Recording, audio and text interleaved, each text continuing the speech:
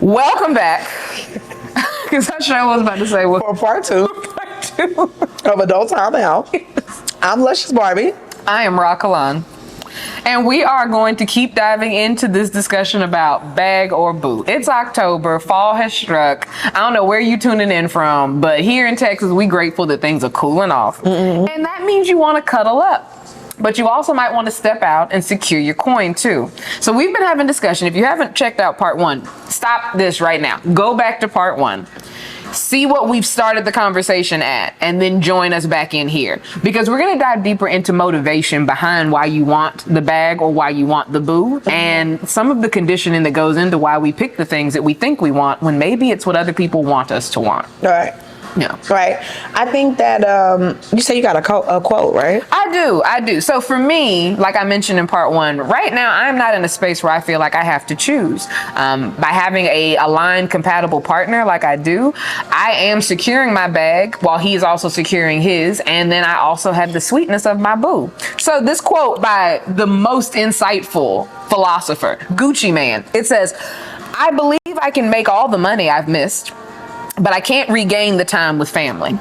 And so for me, boo, family, community, that's that intimacy, that's that connection. And I can make all the money in the world, but I can't get more time. Right. I'm only going to have a certain amount of time, and I want to use that currency, because time is currency, in the most beneficial way. And spending it with my boo is, to me, the most beneficial thing to prioritize, because as I get loved on and poured into, I get creative and I create more ways to secure my bag. So for me, it feeds into itself. Yeah. But other people don't necessarily feel like that. So yeah, like I want to ask you, like, after, I would say with your partner now, how does being loved on feel in this way, especially around the holiday times? You just had a birthday. Happy birthday.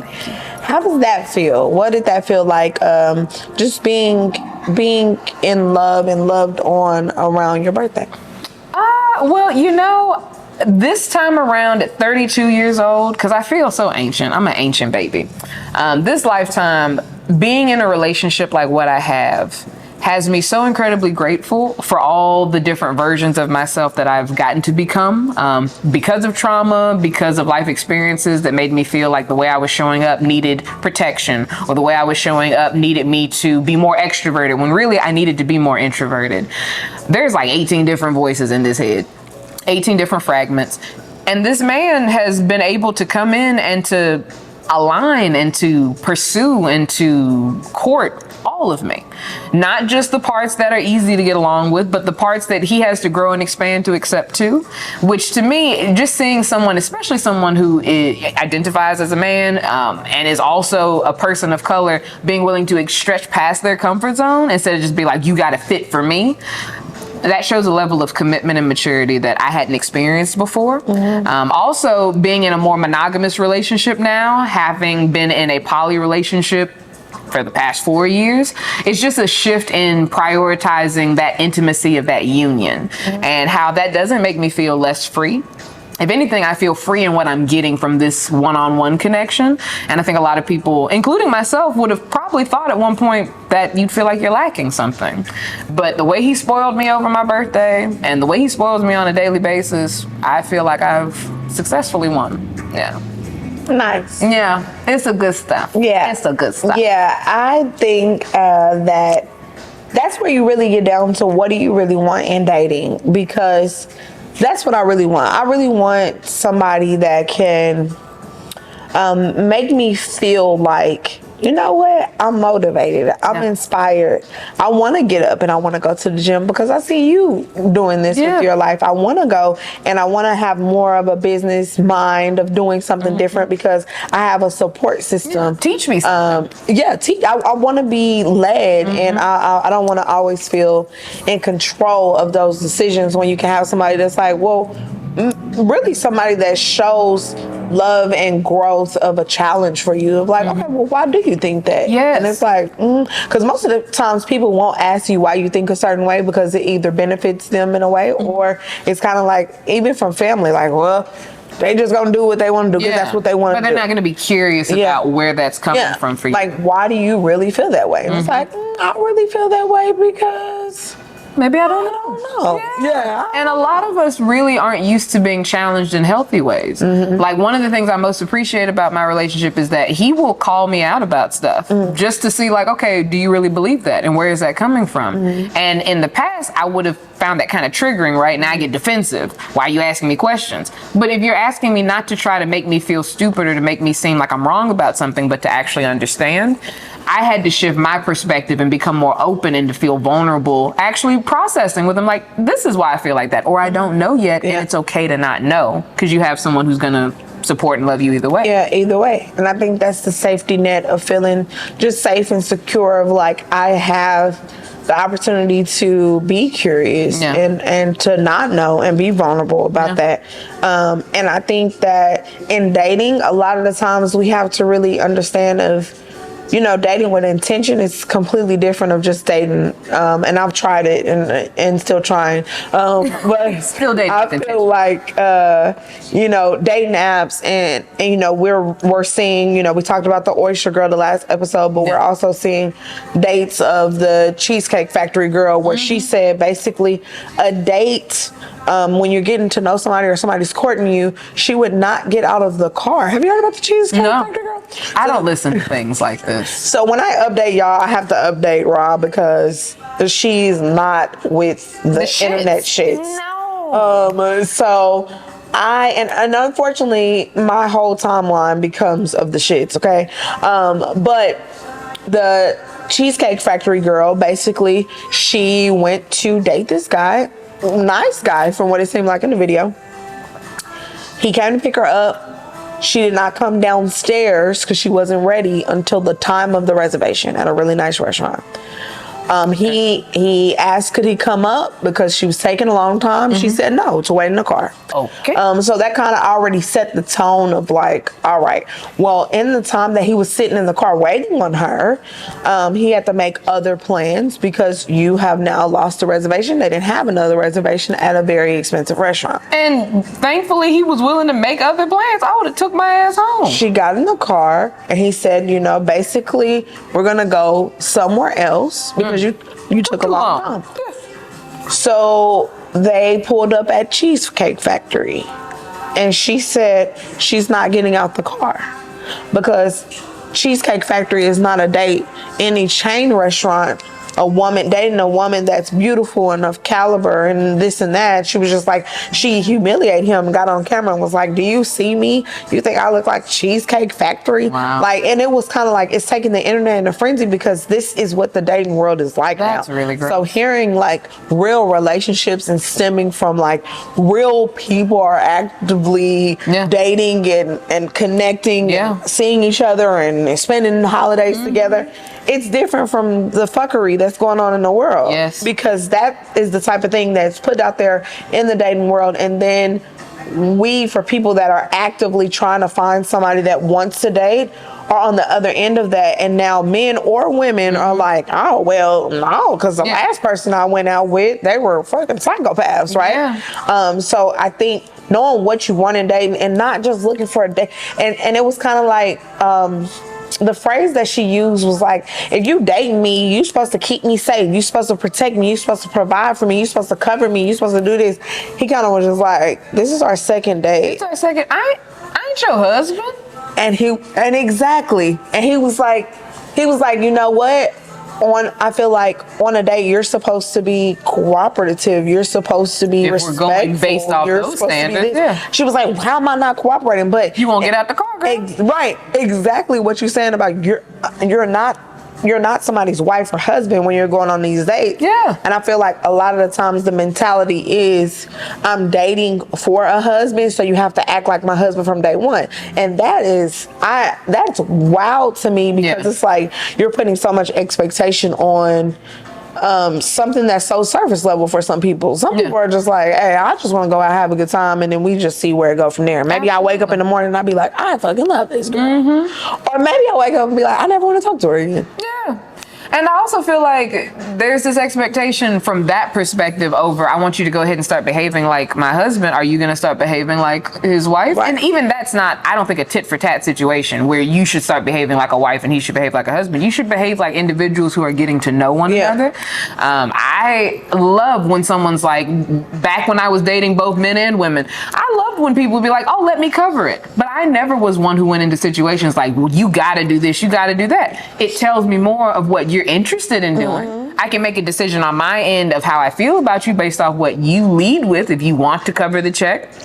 But then we get into these gender roles and these expectations, and then we get back into the conditioning over, well, men are supposed to pay for everything. All right, well, you gonna bust it open for them? Right. Because that's the stigma, right? That's the expectation. Oh, men pay for things and women provide their body. Yeah. But if you're not interested in that kind of transactional connection, if you want something deeper, then you can't go into it just trying to use someone. And that's what it sounds like. It sounds like the timeline foolishness. The riffraff just wants to use each other and not actually like grow together. Yeah, and it's really tacky. And I just want to let y'all know it's really tacky because I know we see the sprinkles of the world. We see the lady that's out here just telling you how to get the bag and how men don't have emotions. They don't have feelings. You need to just go out and you need to just spend their money because that's all they care about. It's gross. It's not tasteful at all because it's really one of those things that you end up in a situation where you're gonna be lonely.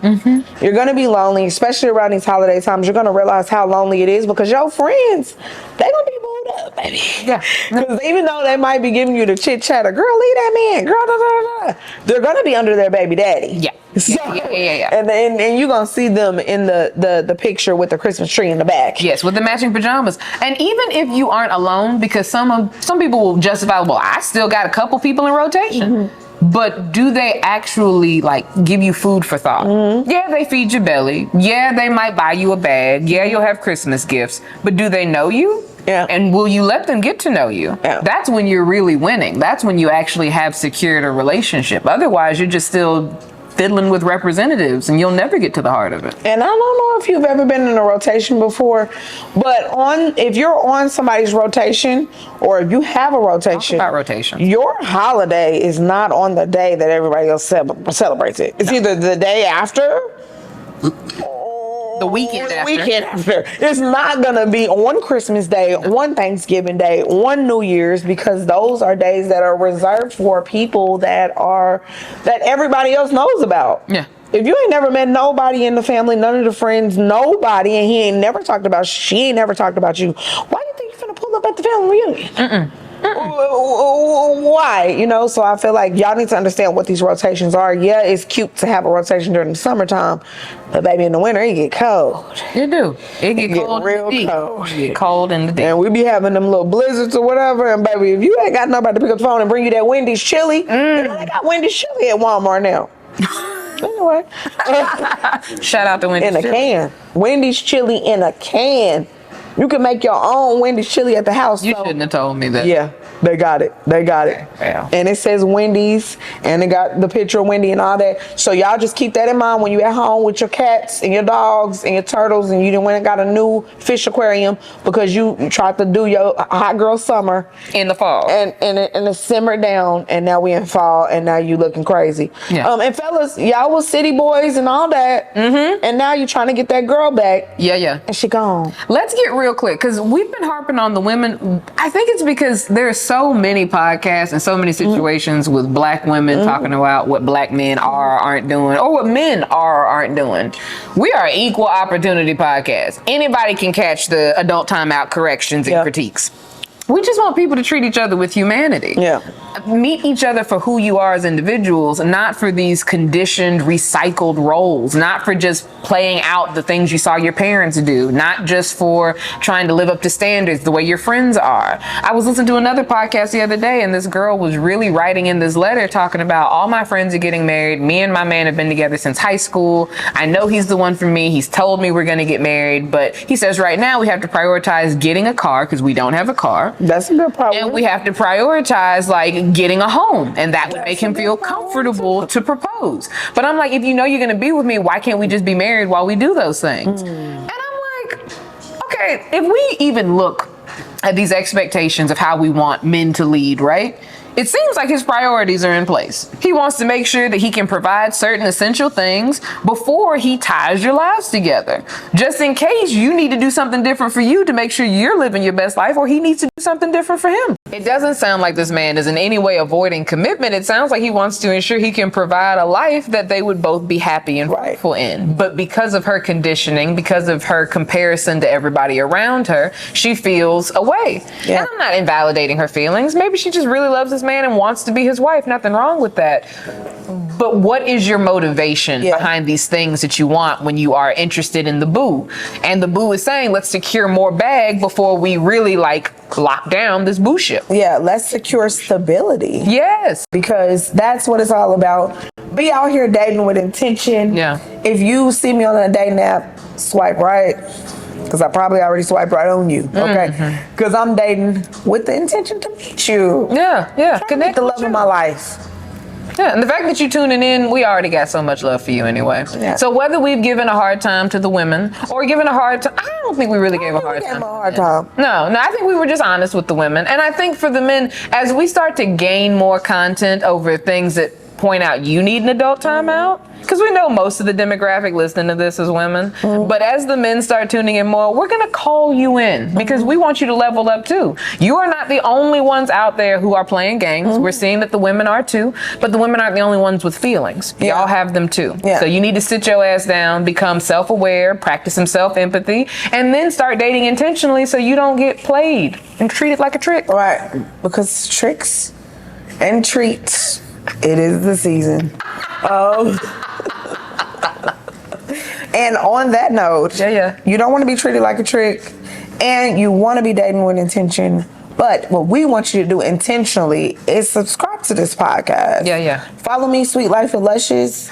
Follow me at Rahkalon. And until next time, let's go. See you.